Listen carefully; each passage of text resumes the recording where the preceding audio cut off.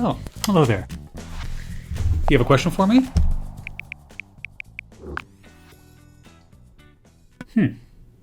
Well, a good game designer does a lot of things.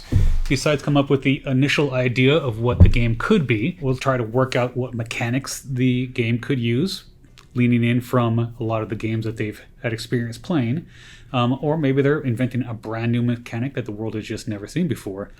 And they'll be making an initial prototype. First, they'll need to kind of get it down on paper or on a spreadsheet someplace, and then eventually they'll make a physical version of the game, either by cards or dice. And then they'll start playing it and developing it. And then you'll start to slowly build out the games, take things away, add things in, shave off numbers here and there, until things start to feel just right.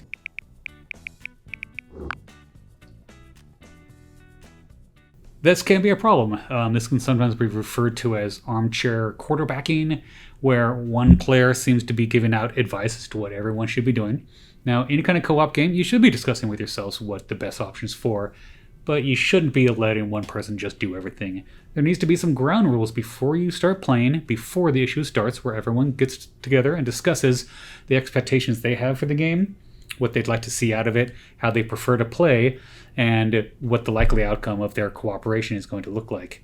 Based on that, then you can maybe assign out roles as to maybe who's the best analytical thinker for this, or who can best kind of spatially recognize where things belong on a board. But most of the time, on a player's turn, they just need to think about what they're doing, discuss with the team what their ideas are, and then implement it. Whether you're right or wrong, it's still your turn. You need to make your decision.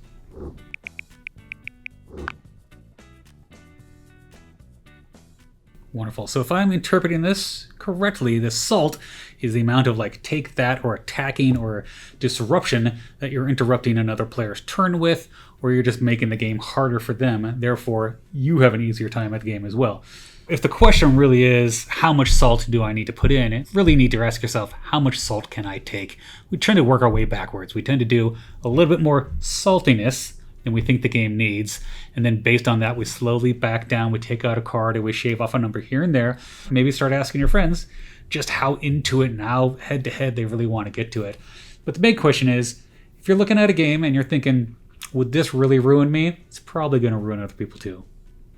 If you have a question, please watch for our posts, and when they come up, feel free to submit your questions and we'll do our best to get to them.